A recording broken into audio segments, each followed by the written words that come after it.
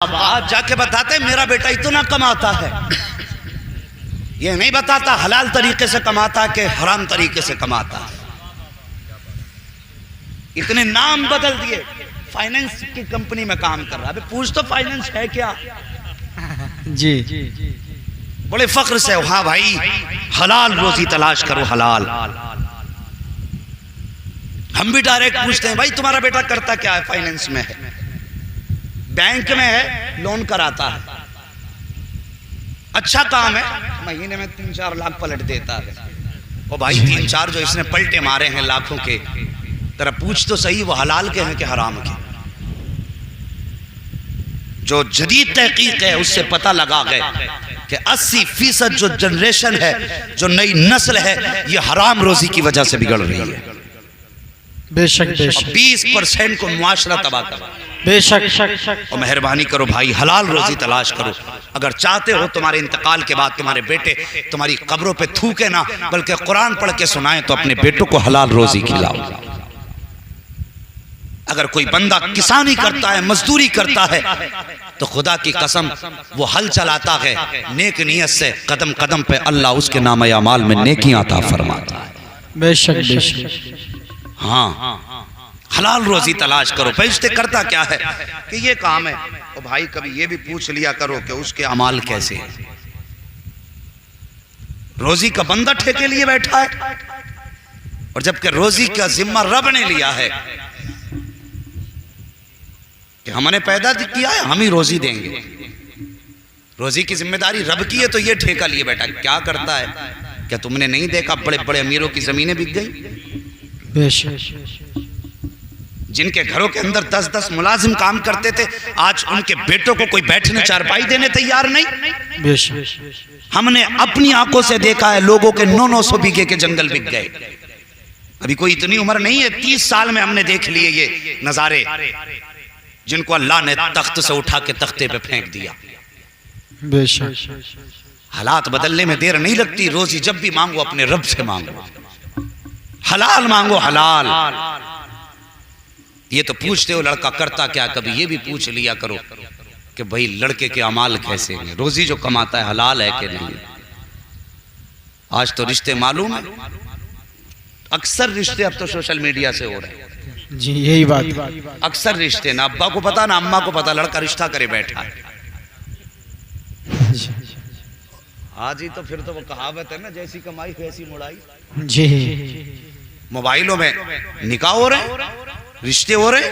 ओ भाई अल्लाह ने उनमें बरकत रखी थी जिन रिश्तों को माँ बाप जाके तय करते थे। तो ये हमारे समाज का मामला है। अल्लाह खैर फरमाए। साहिब ये देखा करो कि ये जो लड़का है, जो हम जिसको अपनी बेटी के लिए हम देख रहे हैं, ये रब का भी हक अदा करता है कि नहीं। अगर बंदा रब का हक अदा नहीं कर सकता, तो वो तेरी बेटी का भी हक अदा नहीं कर सकता। ये बात जहन नशीन करने मिजाज है। आज तो बस ये देखा जा रहा है किसके लठ में धुआं निकल रहा है, अब बात है उसे ही दामाद बनाया जा रहा है घर का। जी। उसे कर लो, हर वक्त तमंचा रहता आंटी में। क्यों भाई? सेफ्टी हो जाएगी। हिम्मत नहीं गांव में कोई बोल जाए अगर उससे दामाद बना लिया। हजरत अली से किसी ने कहा, हजरत अली कि आप अमीरुल मोमिनीन हैं और आपके दुश्मन भी इतने हैं, आप अपने मुहाफिज क्यों नहीं रखते? आपको जान का डर नहीं है? तब हजरत अली का जवाब सुनो। आपने फरमाया, जब तक मेरी मौत का वक्त नहीं आएगा ना, उस वक्त तक मेरी मौत खुद मेरी मुहाफिज बन के मेरे साथ रहेगी। बेशक बेशक बेशक। और जब आ गया ना, तो फिर 7 सालों के अंदर भी बंदा नहीं बचने वाला। बेशक मेहरबानी करो, तमंचे वाला दामाद मत ढूंढो, कुरान वाला दामाद ढूंढो। क्या बात है, सुभान अल्लाह। नमाज वाला दामाद ढूंढो, नेक सीरत लड़का तलाश करो, जो रब से भी डरता हो, तेरी बेटी का भी हक अदा करना जानता हो। पहले बंदूक वाला दामाद ढूंढ लिया, अब कह रहे आप बुलाने ही नहीं आ रहे। पहले ही ढूंढा ना बंदूक वाला, तो पहली नाल तेरी तरफ कर दी। अब क्यों मरे जा रहे हैं, बुलाने नहीं आ रहे? जी जी तू भी तो सोच रहा था कोई बोले ना दामाद के मुकाबले में, तू ही मर गया ना। जी दामाद पारसा ढूंढो, नेक सीरत, खुश अखलाक, जब बाप पारसा होते हैं तो बेटे अब्दुल कादिर जिलानी पैदा होते हैं। सुभान अल्लाह बेशक। हाँ, ये पारसाओं के रिश्ते होते हैं। मेहरबानी करो जरा नेक सीरत रिश्ते तलाश करो। आज पूछा जाता और साहिब पूछने की छोड़िए, उसके बाद सबसे पहले कहते हैं कैश कितना मिलेगा। लड़के वालों ने भी हद कर दी। और लड़का जरा सा ना दो पैंट जो अगर वो 900 रुपए की पहनने लगा, जूता 1100 रुपए का पहन रहा है, तो लड़की वाला पागल हुए फिर रहा, कह रहा 11 लाख दे दूंगा रिश्ता करा दो, 11 लाख दे दूंगा रिश्ता करा दो। खैर तो लड़की वालों ने खत्म कर रखी है जी, लड़की वालों ने दिमाग खराब कर दिया। 11 लाख दे देंगे रिश्ता करा दो। और फिर कहते हैं ये टूट पड़ी दुनिया हम पे। और यार तूने 11 लाख का दामाद खरीदा, कम से कम 5 वक्त नमाजी दामाद खरीद लेता। 5 वक्त नमाज का नमाजी दामाद खरीदता। और खुदा की कसम तेरी बेटी भी खुश रहती, पैदा करने वाला खुदा भी खुश रहता। बेशक बेशक, सुभान अल्लाह। और खुदा के मिला ना विसाले सनम, ना इधर के रहे ना उधर के रहे। जी, अल्लाह खैर फरमाए हमारी कौम पर।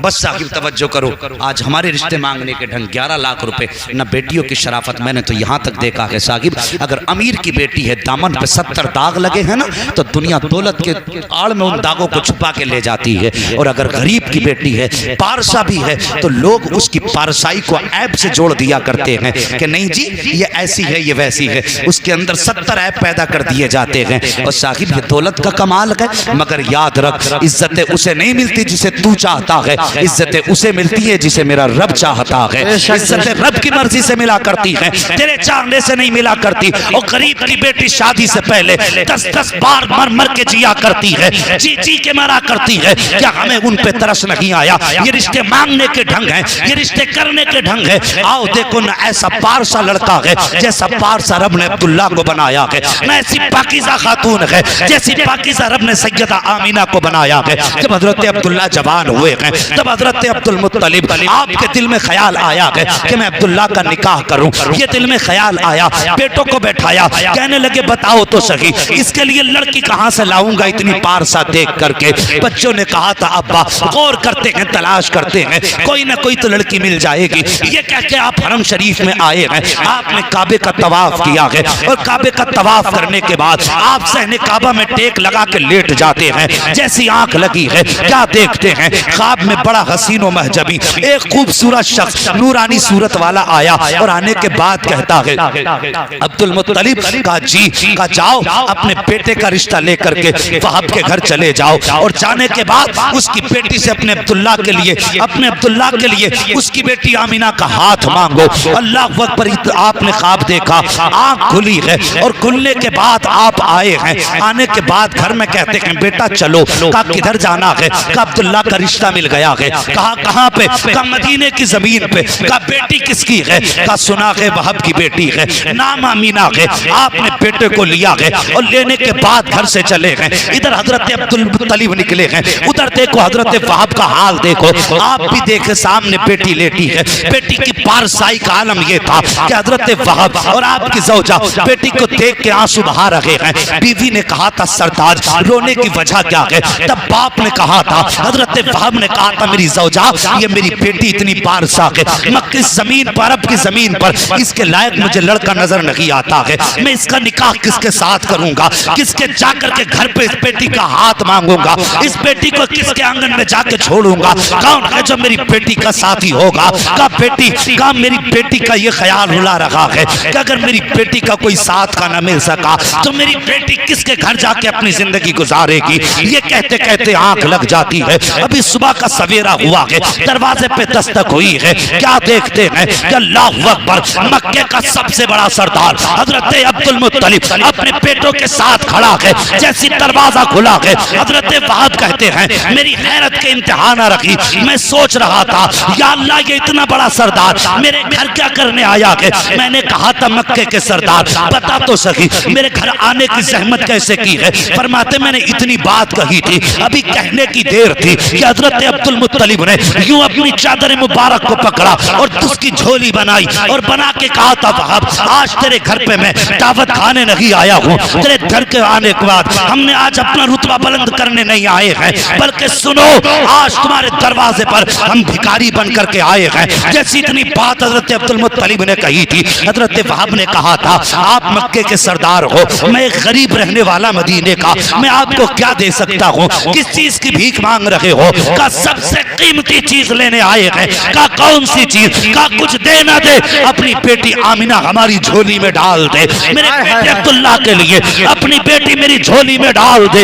इतना सुनना था, हजरत वहाब की आंखें बरसना शुरू हो जाती हैं और फरमाते हैं, ए अब्दुल मुत्तलिब आपसे इनकार कैसे कर सकता हूँ, मैं आपके बेटे के लिए इनकार कैसे करूं? का मैं कई दिन से सोच रहा था, लेकिन मुझे भी आपके बेटे के बारे में बताया गया। तब हजरत अब्दुल मुत्तलिब ने कहा था, तुम्हें किसने बताया है? कहा सुनो अब्दुल मुत्तलिब, जो तुम्हारे ख्वाब में आया था वही मेरे ख्वाब में आया था। जो तुमसे कह के गया था कि बेटी अब आपकी है, उसने मुझे बताया है कि बेटा अब्दुल मुत्तलिब का है। का उसका नाम क्या था? का तुम भी जानते हो तो तारीख उठाइए। हजरत अब्दुल मुत्तलिब ने कहा था, जिसने तेरी बेटी के रिश्ते के बारे में बताया, मैंने उससे कहा था आने वाले अपना नाम तो बता, तो उसने कहा था, सुनो अब्दुल मुत्तलिब, जिस तरह बेटी शान वाली है उसी तरह बेटा शान वाला है। जब ये दोनों शान वाले हैं तो रिश्ता करने वाला भी शान वाला है। का कौन हो तुम? दबाने वाले ने कहा था कि मुझे पहचानो,